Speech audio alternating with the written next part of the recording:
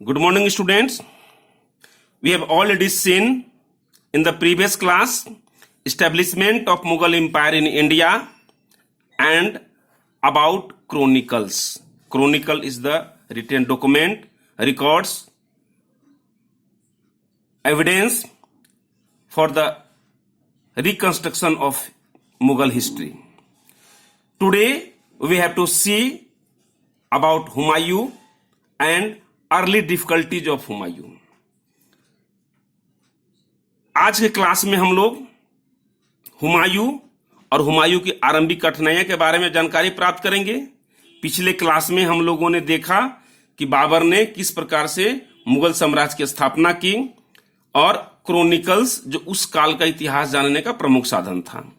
हुमायूं के बारे में जो सबसे महत्वपूर्ण क्वेश्चन आते हैं परीक्षा में, और यह काफी महत्वपूर्ण है कि हुमायूं की आरंभिक कठिनाइयां क्या क्या थी। तो पहले हुमायूं के बारे में जानें। हुमायूं का पिता का नाम बाबर था, बाबर का बड़ा बेटा था। बाबर की मृत्यु के बाद 30 दिसंबर 1530 को गद्दी पर बैठा। मुगल साम्राज्य में पहला शासक है जो दो बार गद्दी पर अलग अलग पीरियड में बैठा। पहला जो शासनकाल था 1530 to 40 एंड दूसरा जो पीरियड रहा 1555 to 56 एक साल के लिए था। ये 1540 से लेके 55 तक ये निर्वसित जीवन, देश से बाहर जीवन व्यतीत किया शेरशाह के डर से। शेरशाह की कहानी हम लोग का प्रेस्क्राइब्ड सिलेबस में नहीं पढ़ना है, लेकिन थोड़ा सा इतिहास के बारे में बताएंगे कि शेरशाह कौन था। और यही पीरियड है कि शेरशाह और उसके उत्तराधिकारियों के डर से यह बाहर जिंदगी व्यतीत किया। इसीलिए दो कार्यकाल, दो शासनकाल इसका है। बाबर का 4 बेटा हुमायूं, कामरान, हिंदाल और अस्करी। बाबर का आरंभिक कठिनाइयां का सबसे बड़ा कारण क्या हुआ कि जो पूरा का पूरा साम्राज्य था इसको 4 भाइयों के बीच में बांटना पड़ा। कामरान को काबुल और कंधार का इलाका दे दिया, हिंदाल को अलवर और मेवात का जो आज राजस्थान का इलाका है, कामरान को पूरा अफगानिस्तान का इलाका मिल गया आज की डेट में, अस्करी को संभल का इलाका मिल गया और हुमायूं को शेष भाग पर रखा। मतलब साम्राज्य का विभाजन हो गया। हुमायूं का शासन चल रहा था। ठीक इसी बीच में भारत में एक अफगान शासक शेर खां के रूप में उभरा और शेर खां का अपना प्रमुख इतिहास रहा है। बहुत ताकतवर शासक था, अफगानी था। पानीपत के प्रथम युद्ध में मुगलों की सेना की ओर से लड़ा था। तो मुगल की सेना का सारा मजबूती, कमजोरी, अच्छाई बुराई को इसने देखा था। उसमें खुद साहस बनने की योग्यता, क्षमता थी। और बाद में वही शेरशाह, उसका एक्चुअल नाम फरीद खां था। रोहतास बिहार के एक शासक मोहम्मद शाह लुहानी ने उसको एक उपाधि दिया शेर खां का। और बाद में वही अफगान को एकत्रित करके मुगल शासक हुमायूं को चुनौती दिया और पहला युद्ध 25 जून 1539 को किया, जिसको चौसा का युद्ध कहते हैं, उत्तर प्रदेश में है। इस युद्ध में हुमायूं को हरा दिया पूरी तरह। कनौज का युद्ध में ठीक दूसरे साल 1540 में हरा दिया और ऐसा हराया कि उसको भारत से बाहर जाने के लिए विवश कर दिया और वो भारत से बाहर उसको जाना पड़ा। और इसके बाद भारत का शासक बनता है शेरशाह। इसके बाद जो मेन क्वेश्चन हम लोग को पढ़ना है हुमायूं के बारे में कि इसका क्या क्या कारण था आरंभिक कठिनाइयां का। What are the causes for the early difficulties of Humayun. Humayun का आरंभिक जीवन में क्या क्या कठिनाइयां थी, एक क्वेश्चन आता है। 5-7 टॉपिक सिर्फ मैंने लिखने का प्रयास किया है। तो पहला जो उसका कारण था अर्ली डिफिकल्टीज का, उसका जो शासन था जो मिला उत्तराधिकार में, वो अव्यवस्थित था और असंगठित था। इल ऑर्गेनाइज्ड एंड अनकंसोलिडेटेड था। 4 साल जो मौका मिला बाबर को 26, 27, 28 और 29, 30 में, इस चारों साल में युद्ध करते रह गया।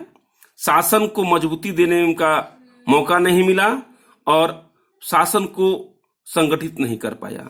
तो उत्तराधिकार में जो शासन मिला हुमायूं को, ये असंगठित था, इल ऑर्गेनाइज था। पहला ड्रॉबैक मिला, स्वयं हुमायूं को करना पड़ा। 4 वर्ष में अच्छा नहीं कर पाया।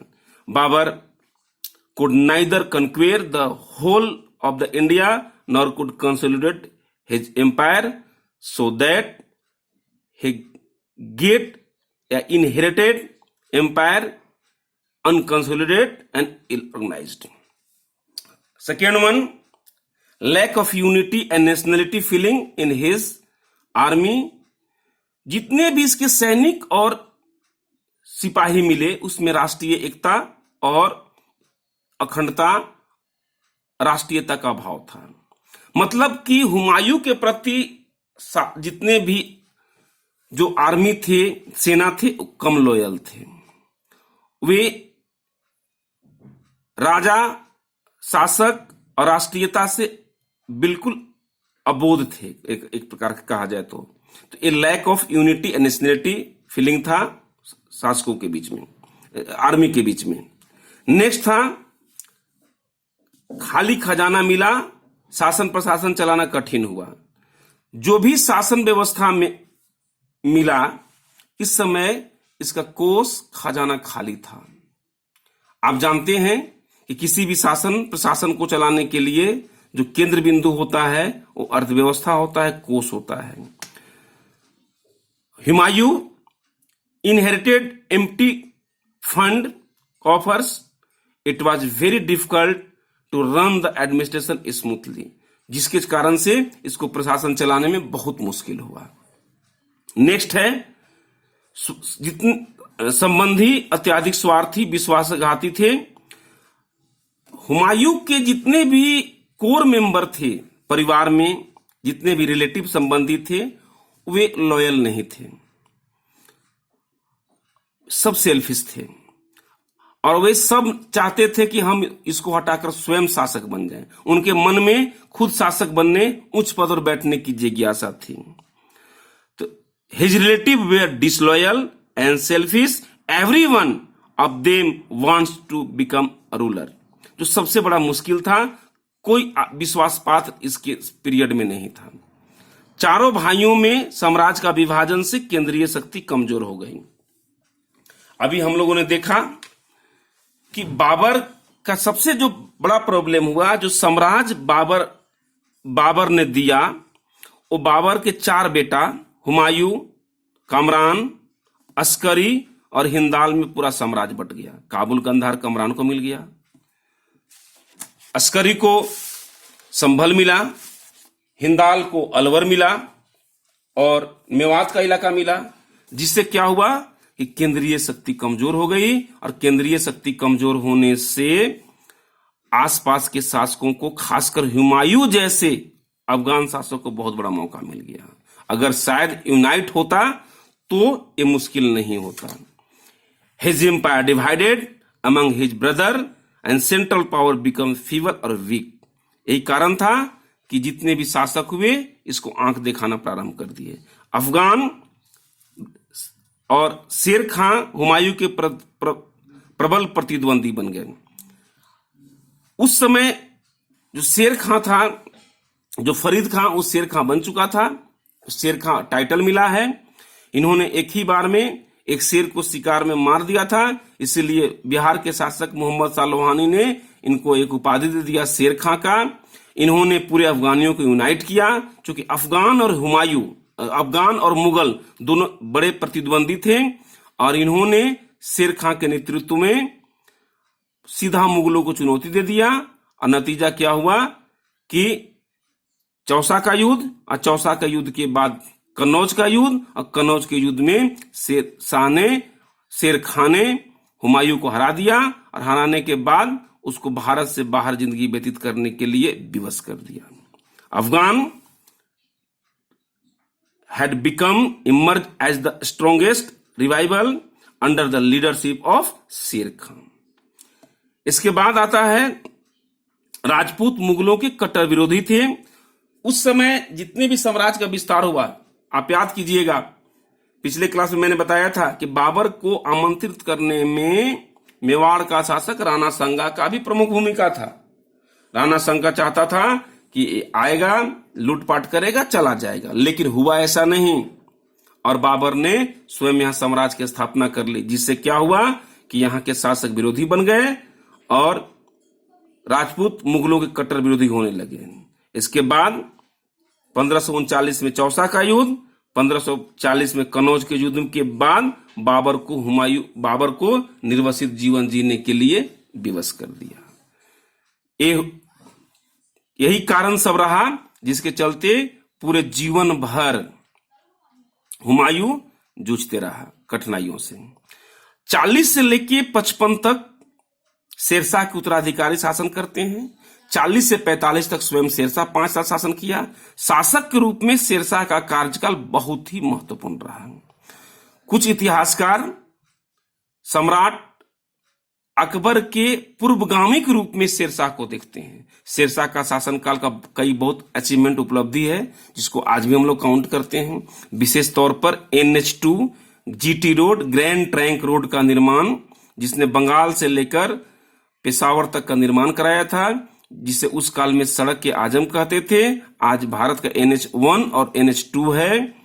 ये बहुत महत्वपूर्ण उपलब्धि रही है और उसने कई ऐसे प्रमुख शासन व्यवस्था का शुरुआत किया जिसको अकबर ने अपने शासन में अडॉप्ट किया और अकबर को राष्ट्रीय रूलर, नेशनल रूलर, राष्ट्रीय शासक और प्रमुख सम्राट बनाने में यह प्रमुख भूमिका निभाया।